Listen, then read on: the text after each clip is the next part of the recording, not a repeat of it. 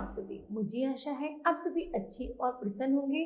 चलिए आज हम पढ़ते हैं पाठ 14 वाक्य विचार। ठीक है, करते हैं इस पाठ की शुरुआत। वर्णों के मेल से शब्द और शब्दों के मेल से वाक्य बनते हैं।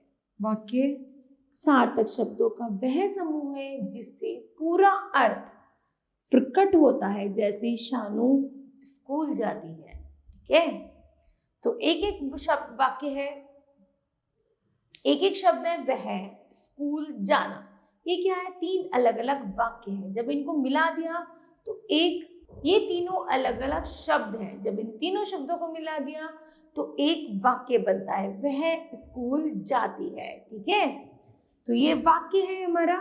उसी तरह है कक्षा में शिक्षिका पढ़ा रही है। दूसरा, खेल रही हैं बच्चे। तो यहाँ पर जब शब्दों का सही क्रम ना हो तो उसे वाक्य नहीं कह सकते। ठीक है, जानते हैं।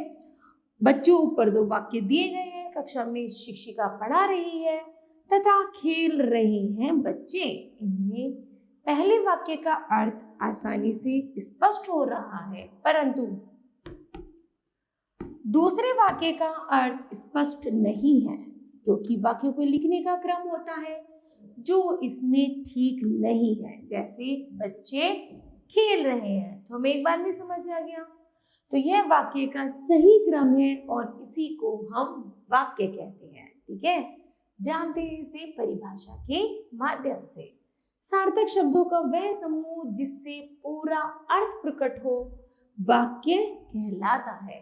ठीक, बच्चों वाक्य को लिखते समय हमें कर्ता तथा क्रिया को ध्यान में रखना होता है। कर्ता है किसी काम को करने वाला, कर्ता कहलाता है। क्रिया कर्ता को जो काम करता है उसे क्रिया कहते हैं। ठीक है, हम इसे उदाहरण द्वारा समझेंगे। जैसे अरिदिता पढ़ रही है, अभियान टीवी देख रहा है। ऊपर दिए गए वाक्यों में अरिदिता और अभियान करता है और पढ़ रही है या टीवी देख रहा है, यह क्रिया है। इसीलिए प्रत्येक वाक्य में कर्ता और क्रिया का क्रम से होना आवश्यक है। इससे ही वाक्य में सार्थकता आती है। फिर है वाक्य के अंग। वाक्य के दो अंग होते हैं, उद्देश्य और विधेय। उद्देश्य किसे कहते हैं? वाक्य में जिससे संबंधित बात की जाए उसे उद्देश्य कहते हैं। विधेय, उद्देश्य से संबंधित जो कुछ भी कहा जाए उसे विधेय कहते हैं। ठीक है, जैसे बच्चे फुटबॉल खेल रहे हैं, तो बच्चा क्या है? उद्देश्य है, और खेलना क्या है? विधेय है। उसी तरह हर्षिता रोटी बना रही है, हर्षिता क्या है? उद्देश्य है, और बनाना क्रिया करना क्या है? उसकी विधेय है। उसी तरह गीता गा रही है, गीता क्या उद्देश्य है और गा रही है विधेय। दादाजी अखबार पढ़ रहे हैं, दादाजी उद्देश्य है और पढ़ रहा विधेय है। ठीक है बच्चों, तो आपने समझा कि उद्देश्य वह है जिसके बारे में कुछ कहा जाए, और उद्देश्य के बारे में जो कुछ कहा जाता है वह विधेय है। इन दोनों के सही मिलन से वाक्य बनते हैं। ठीक, उद्देश्य का विस्तार। जो शब्द उद्देश्य की विशेषता बताने के लिए प्रयोग किए जाते हैं वे उद्देश्य का विस्तार कहलाते हैं। उद्देश्य है जैसे लड़का, और विधेय बैडमिंटन खेल रहा है।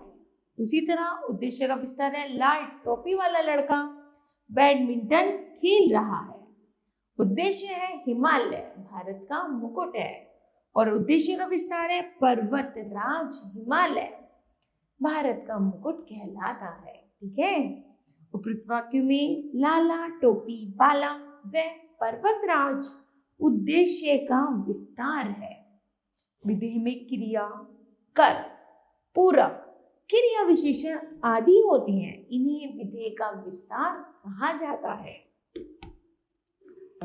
पापा जी दिल्ली से मेरे लिए ड्रेस लाए। पापा जी दिल्ली से मेरे लिए कीमती ड्रेस लाए। विधेय का विस्तार करने उपरोक्त वाक्य में कीमती शब्द जब जोड़ दिया जाए विधेय में तो वह विधेय का विस्तार करना कहलाता है। ठीक है, जानते हैं इस परिभाषा से। जो शब्द क्रिया के कर्म या विशेषण होते हैं वे विधेय का विस्तार कहलाते हैं। क्या कहलाते हैं? विधेय का विस्तार। वाक्य के भेद। वाक्य के भेद निम्नलिखित है।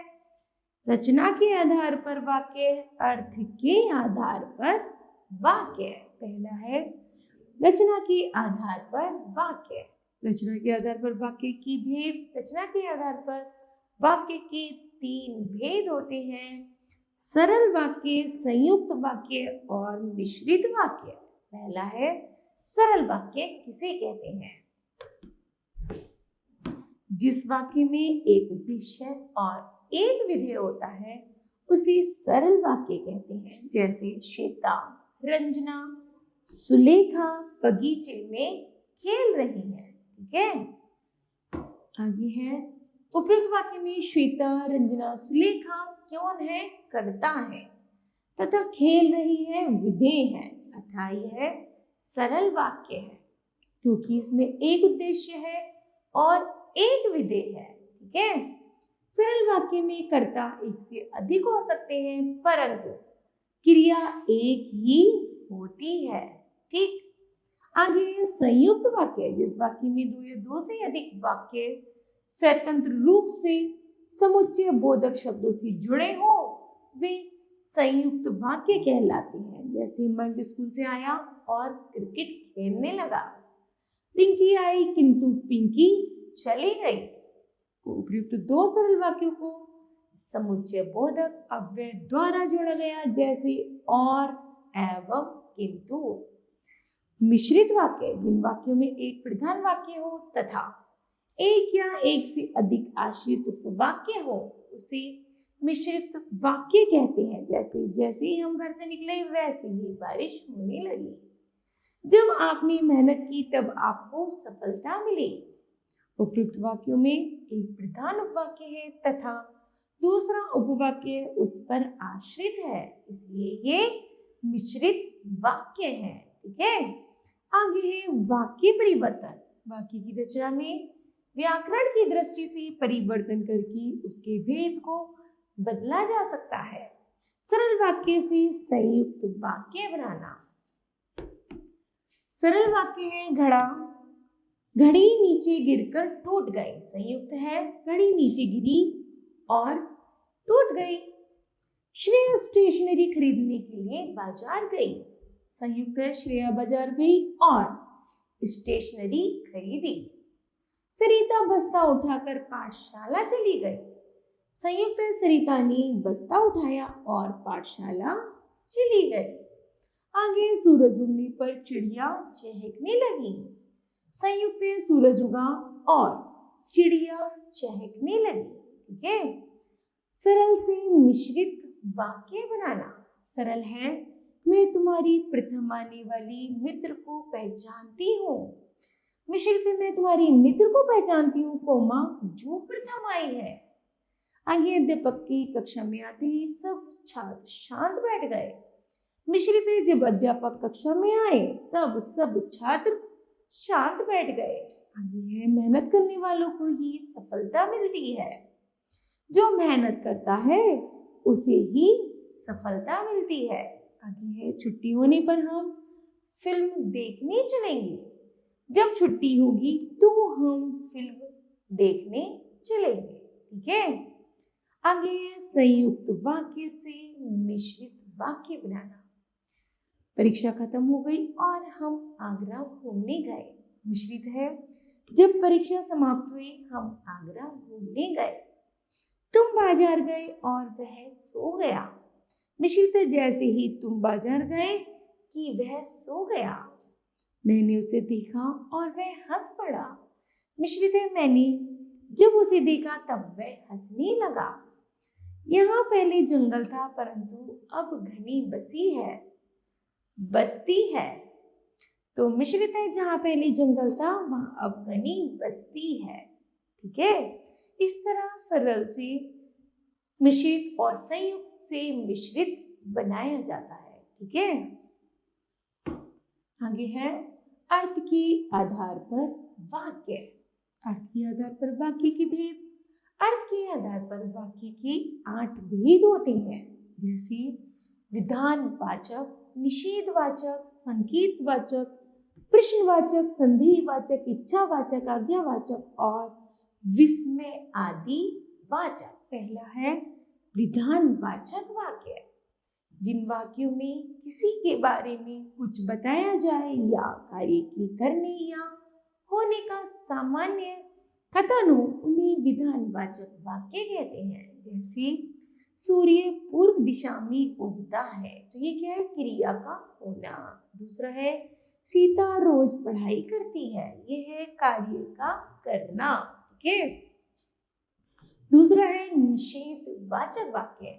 जिन वाक्यों में क्रिया की न करने या न होने का कथन हो, उन्हें निषेधवाचक वाक्य कहा जाता है। जैसे नील कठिन परिश्रम नहीं करता है, ममता को खाना बनाना नहीं आता है, तो ये हो गए निषेध अर्थात मना करना। आगे है संकेतवाचक वाक्य।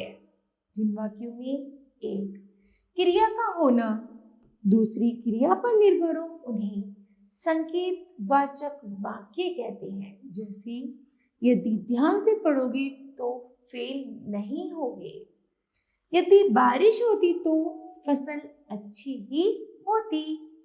इस तरह हुआ संकेतवाचक वाक्य। आगे है प्रश्नवाचक वाक्य। जिन वाक्यों में प्रश्न किया जाए, उन्हें प्रश्नवाचक वाक्य कहते हैं। जैसे रंजना दिल्ली कब जा रही है, क्या उमा ने यह घर खरीदा है, तो यहाँ हुआ प्रश्न, है ना। आगे है संदेहवाचक वाक्य।